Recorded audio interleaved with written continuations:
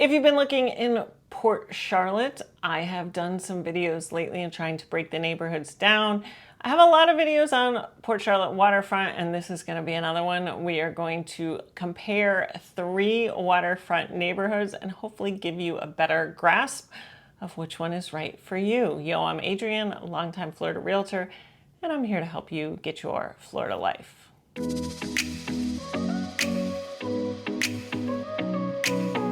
If you're new around here, I have a ton of videos on waterfront property. I have sold mostly, but not all, waterfront or waterfront adjacent property in my career, so I know it really well.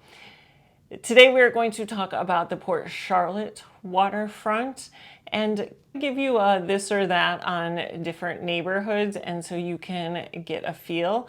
You can also search my channel. You'll hear me go over a lot of this information, but Port Charlotte gets a little bit more difficult because the neighborhoods don't have designated names like in Punta Gorda. So that's what we're looking at today. We do have South Gulf Cove, which I have another video on, that's west of the neighborhoods we're talking about today. But this is going to give you 3 neighborhoods, just a breakdown, give you some updates on their pricing, and see if any of them fit you. We're going to look at Grassy Point, which is an HOA, very contained, gated community. Then we're gonna look at right next door to it, which is what I call the Edgewater area, because Edgewater is the main street, and then the O'Hara neighborhood, which is the next one west. We're gonna compare the 3 of them. So let's start out with Grassy Point. Grassy Point is an HOA gated community. I always say this about Grassy Point, it's got one of the toughest gates in the community. It won't let me in unless I have an appointment to see a vacant lot, which I say me because I'm a realtor. We can get in most gated communities, but it is very strict. It is a smaller community and every property gets a dock. Now, not every dock is behind your house. There is a little marina area with the docks, and most people have to walk over. There are some houses with the dock right behind the house, but the majority of these houses aren't really on the water with a water view. If you look at it on a map, though, the water is surrounding it, but you often get a view of a lot of vegetation. When I think of Grassy Point, one of the things I think of all the time is big. You see a lot of big houses, 3,600 to 9,000 to 10,000 square feet. Everything's late 90s or newer. There still are some vacant lots in there, and I've even known people to buy a vacant lot to get the dock. They'll buy the house and they want another boat. They buy a vacant lot to get the extra dock that comes with it, and then you have a lot to sell someday and you can use the dock. You are so close to open water. It's right there. It practically is open water where the docks are. 4 seconds, I don't know, very quick. The average lot size is half an acre to an acre. That's going to be bigger than any other neighborhood we're going to talk about today. It's big for being that close to open water. You get a lot of space around your house there. And the median price right now is $799 to $3 million. $799 is a lower price in there. You're typically going to need to do some renovations if you're under $1 million. Maybe not need, but maybe want. So I do think of this as $1 million plus neighborhood. Typically, you do have the HOA right now is 627. It's a great neighborhood. One comment I do get on it is the people who love the HOA look where everything's manicured. When you drive into this community, it's not manicured driving in. So sometimes the customer who loves that doesn't love the drive-in. It's not terrible, but it's definitely a different look because driving into it, not an HOA. It is what I call the Edgewater area, which is what we are going to do next. If you don't want deed restricted, if you don't want an HOA, Edgewater could be great for you. It's very close to open water. Again, you're just these little canals shooting right out into open water. It does get a little shallow in there. It's not as maintained in the sense of the communities that have an HOA or the city is maintaining things, the canals.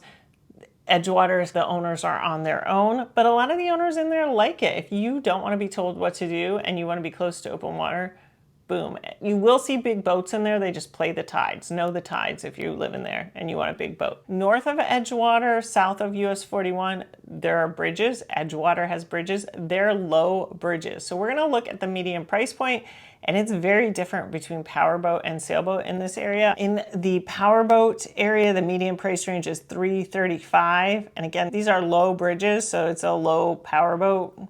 And then Sailboat is $799 is the median price. But in the Powerboat section, the range isn't that high. But in the Sailboat section, it starts at $379 for a house with a smaller waterfront, and it goes up to $250 is the upper edge of the Edgewater area, which leads me to the beach park area.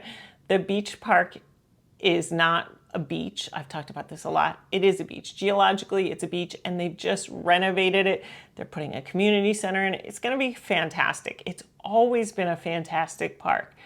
But if you're picturing Siesta Key Beach, it's not that. It's not the same as a lot of the West Coast beaches, but if you want to go sit in the sand, they have yoga on the beach sometimes. There's always different yoga companies doing it. They have activities that go out of the beach park. And like I said, they are doing major renovations, so it's only going to get better. But to be fair, it's not Siesta Key Beach. You do see multi-million-dollar homes around there. A lot of them have harbor views. You can get a big harbor view in that area. So there's a lot to be said for this area of town. Very close, very good waterfront in the Edgewater area. Now let's go over to the O'Hara neighborhood. O'Hara is a little west. The average lot size in both Edgewater and O'Hara is a quarter-acre, so a little bit smaller. The median price for the Powerboat section, which is in the center of O'Hara, is $499, $289 to $950, $950,000 in that area, so quite a variance. When you get a little west in O'Hara in general, you start to see a lot of newer homes that was developed later. They are farther from open water, but because they're newer, you see some higher prices in there. The Sailboat section, which is the sort of the perimeter, the outskirts of O'Hara, the median price range is $575,000, and the price range right now is $331,000, and this is on the water. There are some that are off the water, but I put in just the water, to $1.295.